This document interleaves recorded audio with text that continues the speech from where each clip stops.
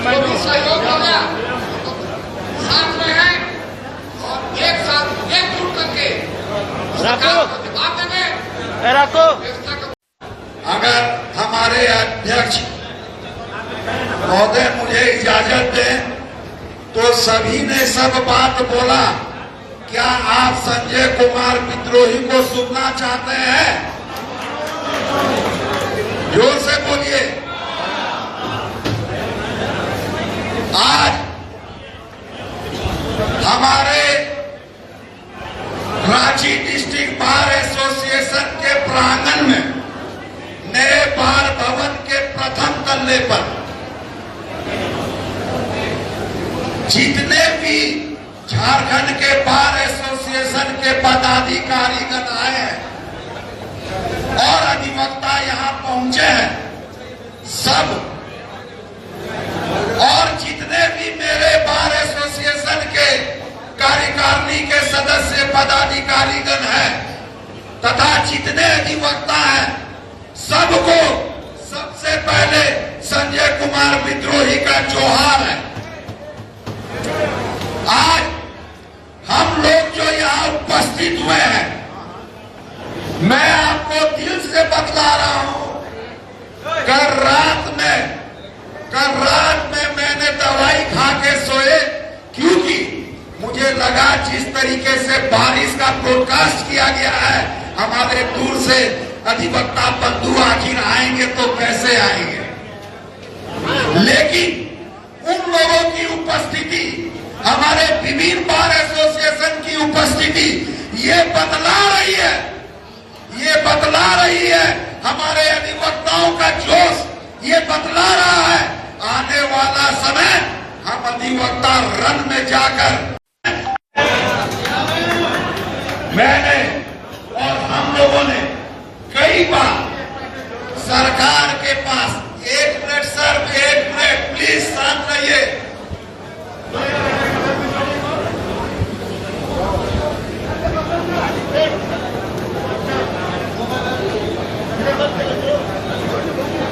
हम लोगों ने सरकार के पास अपनी बातों को मनवाने के लिए कई बार पत्र लिखा। अगर आयुष्मान की बात करें तो हमने लिखा आयुष्मान से हमको जोड़ने की बात की जाए। हमने उनको फाइनेंशियल असिस्टेंस की बात की, हमको भी फाइनेंशियल असिस्टेंस मिलना चाहिए। हमने मरणोपरांत हमारे अधिवक्ताओं को डेथ क्लेम देने की बात की, वो भी अनसुनी कर दी गई। हमारे पत्रों को कूड़े के बाल्टी में फाड़ कर फेंक देने का काम किया गया, कभी किसी का जवाब नहीं दिया गया। नतीजन क्या हुआ? नतीजन ये हुआ कि आपको बिना बतलाए, आप लोगों को बिना बतलाए, हम लोगों से बिना कोई राय मसूदा किए हुए इन लोगों ने 2022 के फरवरी महीने में कोर्ट फी में इनहांसमेंट करके गजट करने का काम किया और हम अधिवक्ताओं को रोड में लाने का काम किया है। आज जो इनहांसमेंट हमारे कई वक्ताओं ने बतलाया, क्या इनहांसमेंट हुआ है, मैं आप लोगों को बतलाना चाहता हूं कि इनहांसमेंट किस कदर किया गया है। ये कुचलने का काम किया गया है, ये रणनीति के तहत काम किया गया है, ये हम अधिवक्ताओं का प्रोफेशन को नष्ट करने का काम किया गया है। जिसको बचाना का काम अगर अब करना है तो हम अधिवक्ता ही इसको बचा सकते हैं। आज आम पब्लिक, मैं बताता हूं, सब समझते हैं 5 रुपया को 20 रुपया कर दिया गया। आज मनी का डिवैल्यूएशन ऐसा हुआ है कि 5 का 20 को समझ में नहीं आता। 50 का 3 लाख को कर दिया गया, ये भी समझ में नहीं आता, क्योंकि सूद लड़ने वाला जो काम है वो वैसे लोग करते हैं, मैक्सिमम फीस देने वाला काम करते हैं। वो मैं आप लोगों को बता देना चाहता हूं, वे कौन है? जमीन के दलाल लोग हैं, अपार्टमेंट के बनाने वाले लोग हैं। ये कानून में इनाममेंट उन्हीं लोग के लिए किया गया है, क्योंकि अगर वो स्कूल फाइल करें तो कोई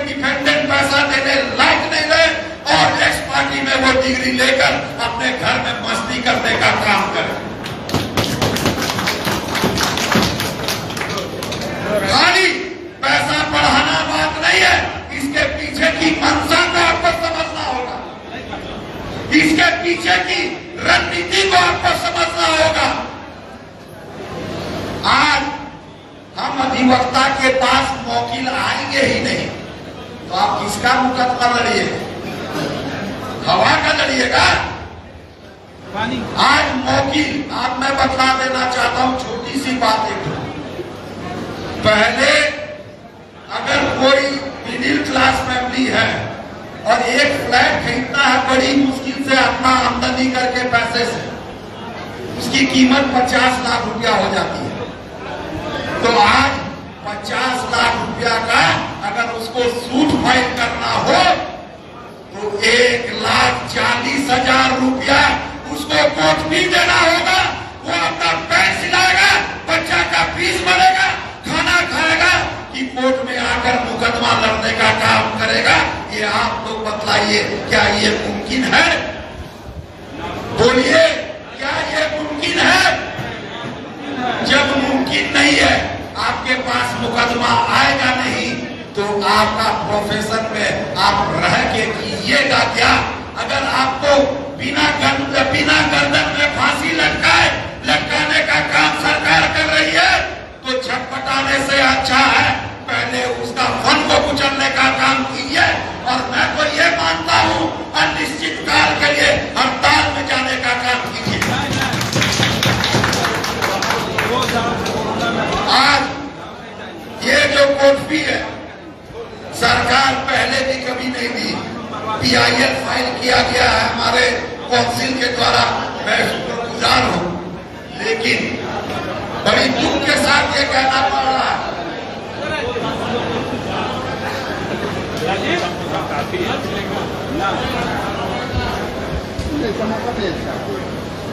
बड़ी दुख के साथ ये कहना पड़ रहा है, कोरोना काल हम अधिवक्ताओं ने देखा है। मैं नहीं समझता हूं कि कोई भी अधिवक्ता ये बोल सकता है कि कोरोना काल में उसका शरीर नहीं हिला।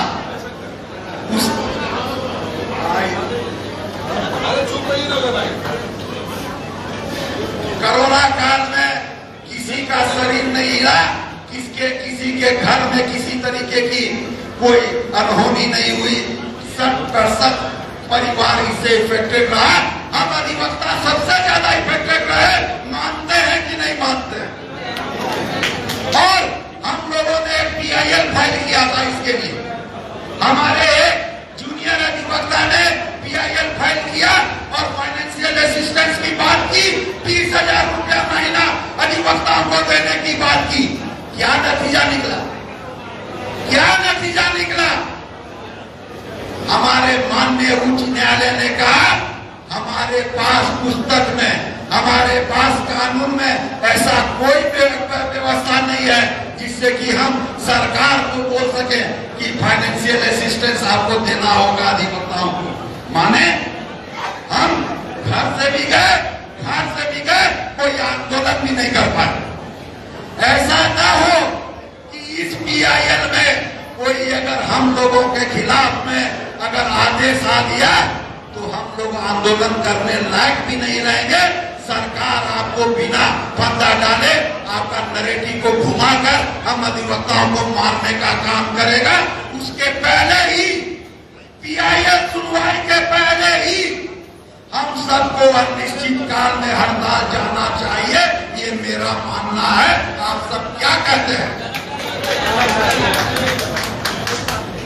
आज हमारे जितने अधिवक्ता यहाँ आए हैं एसोसिएशन से, सबकी पीड़ा में जानता हूं।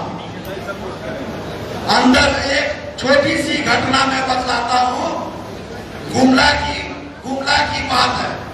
एक अधिवक्ता ने मुझे फोन किया और बोला विद्रोही जी, मेरा एक वकील आया हुआ है, इसको आप समझा दीजिए कि 1,40,000 रुपया मैं नहीं मांग रहा हूं, ये गवर्नमेंट के पास में कोर्ट फी के तौर पे जमा करना होगा। क्योंकि जब से ये कानून इन्फोर्समेंट में आया उसके पहले मैंने उसको 18,000 रुपया बतलाया था और आज वो कोर्ट फी देने आ रहा है तो उसको कैलकुलेशन करके मैं 1,40,000 रुपया बतला रहा हूं, और वो आदमी जो है, वो जो वकील था उसके पास, वो बोला कि मेरे पास खाने के लिए पैसा नहीं है, मेरे पास घर में रहने के लिए, बच्चों को पढ़ाने के लिए पैसा नहीं है, 1,40,000 मेरे पास देने की औकात नहीं है, हम मुकदमा नहीं लड़ेंगे, छोड़ दीजिए वकील साहब। तात्पर्य मेरा ये कहने का है कि जो छोटे जगह है वहां की स्थिति को मैं कल्पना करके भी सिहर जाता हूं। छोटे छोटे बार में अब वकील मिलना आपको डिग्री लेके खोलने से मिलेगा, और वैसे ही मारकाट हम लोग करेंगे। जहां पे बाढ़ आ जाता है, ऊपर से पैकेट गिराने का काम किया जाता है, उसको लूटने का काम करते हैं, वही काम अब हम वकील को लूटने का काम जैसा अधिवक्ता करेंगे। ये नौबत मैं नहीं आने देना चाहता। मैं अधिवक्ताओं की मान सम्मान को नीचा देखना नहीं चाहता। मैं अधिवक्ताओं की गरिमा को गिरता नहीं देखना चाहता। मैं किसी अधिवक्ता को गलत काम करते नहीं देखना चाहता। मैं किसी अधिवक्ता को किसी की ड्रीम छीनते नहीं देखना चाहता। और उसका कारण एक ही है, इससे बचने का। इससे बचने का कारण एक ही है, आने वाले दिन में अगर हम अपनी यूनाइटी नहीं दिखाएंगे, हम अपनी एकता नहीं दिखाएंगे, खाली एकता जिंदाबाद बोलने से नहीं होगा, उस जिंदाबाद को करामृत करते हुए नहीं दिखाएंगे, तब तक हम लोगों का आने वाला दिन में एग्जिस्टेंस नहीं है। वकील का परिवार को खाने के लिए मोहताज होना पड़ेगा। मैं ये चाहता हूं कि अब भी पहला मौका मिला है अधिवक्ताओं को, जो बहुत मुश्किल से यूनाइट होने का मौका मिला है। इतने अधिवक्ता समूह को एक साथ बैठाकर उस पर चर्चा करने का मौका मिला है। खाली चर्चा कोटफी को दिमाग में रख के मत कीजिए। अगर ये लड़ाई आप जीतते हैं, मैं सभी से बोल रहा हूं, आग्रह कर रहा हूं, ये लड़ाई अगर आप जीतते हैं तो आने वाले समय में कई लड़ाई आप जीतिएगा, ये मैं दावाज के साथ कहता हूं। आज हमारे माननीय सदस्य परमेश्वर मंडल जी ने कहा प्रेस करो, माने प्रेस करना है वहां पे नहीं। आप छोटी सी बात को देखिए, आप मंथन कीजिए, आप विचार कीजिए। सरकार किसके पास झुकती है? जिससे डरती है। सरकार किसके पास झुकती है? जिससे डरती है। 2000 पत्रकार पूरे प्रदेश में होंगे, 2000 पत्रकार पूरे प्रदेश में होंगे, लेकिन उसके लिए प्रेस क्लब बनाकर सरकार दे सकती है, और हम अधिवक्ताओं के लिए एक अधिवक्ता क्लब नहीं बना के दे सकती। ये शर्म की बात है, दुख बनने की बात है। आज जिस तरीके से IAS ऑफिसर को जमीन देती है सरकार, कितने रुपए में? 1 रुपए में। हम अधिवक्ताओं को क्या जमीन देने की बात नहीं होनी चाहिए? अधिवक्ता ही एक ऐसा समाज है, अधिवक्ता ही एक ऐसा समाज है जो काला कोट पहनने के बाद में न उसका कोई जात होता है, न उसका कोई बात होता है, न वो हिंदू होता है, न वो मुस्लिम होता है, न वो सिख होता है, न वो ईसाई होता है। जब वो होता है तो एक अधिवक्ता होता है, और हम अधिवक्ता की लड़ाई लड़ रहे हैं। अगर इसमें भी हम लोग साथ नहीं दिए तो आने वाले दिन में इस अधिवक्ता का कोई मान नहीं बचा सकता, कोई सम्मान नहीं करेगा। सरकार को चाहिए, सरकार की बात है, एक आम नागरिक भी आपसे बात करके आप पे चढ़ने का काम करेगा। ये मौका गंवाने का काम नहीं है, इसको लड़ाई लड़कर जीतने का काम है। क्या कहते हैं आप सब? हम लोगों को लड़ाई लड़नी चाहिए कि नहीं लड़नी चाहिए? हम लोगों को अपनी मान सम्मान बचानी चाहिए कि नहीं चाहिए? आज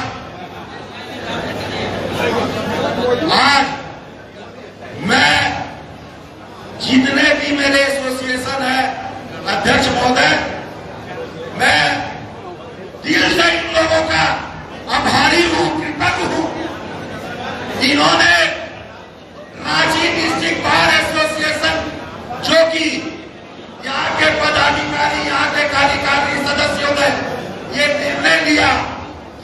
लोग आपके बातों का ऑनर करेंगे और तमाम एसोसिएशन को यहाँ बुलाकर उनका सम्मान करेंगे। मैं अपने सभी पदाधिकारियों का, कार्यकारिणी सदस्यों का कृतज्ञ हूँ, हमारे अधिवक्ताओं का कृतज्ञ हूँ कि उन्होंने यहाँ बैठकर सबका हौसला बढ़ाने का काम किया है और यह बताने का काम किया है कि लड़ाई में आप अकेले नहीं है, काउंसिल अकेले नहीं है, एसोसिएशन अकेले नहीं है, हम अधिवक्ता साथ में है। आप निर्णय लीजिए, चिंगारी को आग में बदलने का काम रांची डिस्ट्रिक्ट बार एसोसिएशन के अधिवक्ता करें। आज कोटमी में आ रहा हूं मैं, अभी तक 5 और 10 और 50 और 3 लाख की बात किसी ने ये बात बताया कि जब आप बिल को प्रोवेट कीजिएगा कितना कोटमी देना, जब आप सक्सेशन को फाइल कीजिएगा तो कितना कोटमी देना। आज सक्सेशन में बिल को प्रोवेट करने में 10% का कोटमी आपको देना होगा। कितने लोग देंगे? हाथ उठा के बतला दीजिए। गिनती से 4 आदमी 5 आदमी से ज्यादा कोटमी नहीं देने वाला है, क्योंकि मरना उपरांत पैसा देगा कोर्ट, पैसा खर्चा करेगा कोर्ट, डिसीजन आएगा कोर्ट। अगर कोर्ट सरकार इसी में एक बात कर देती कि नहीं चलिए 3 लाख रुपया कोर्ट भी दीजिए, 2 महीना में हम डिस्कस निकाल के डिस्पोजल कर दें, नहीं होगा। लंबी मुकदमा 50 साल चलेगा। आप मानते हैं कि नहीं मानते? ये जो कानून लाया गया है इससे फायदा केवल सरकारी पदाधिकारियों को, जमीन दलालों को और बिल्डरों को होगा। ये मानते हैं कि नहीं मानते हैं आप?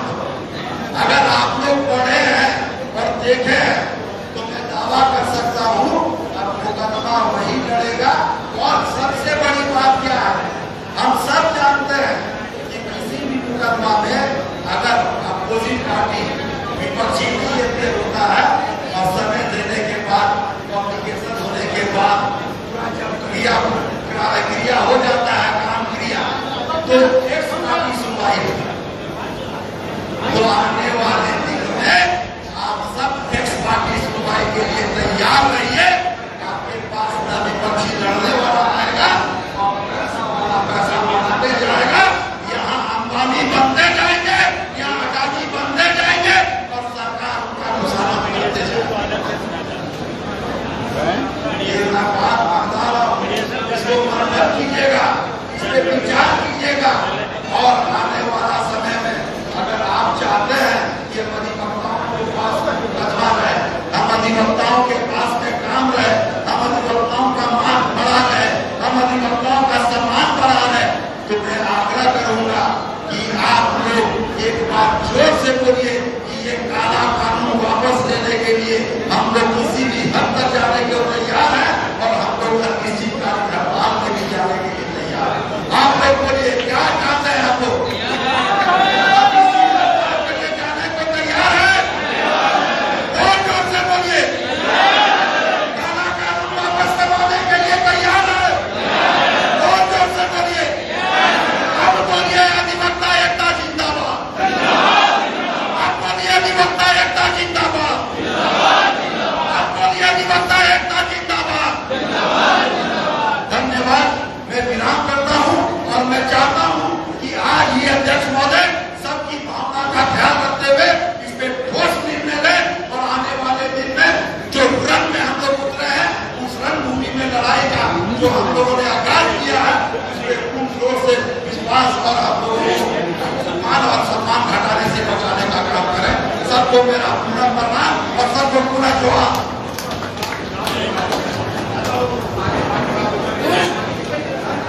Good.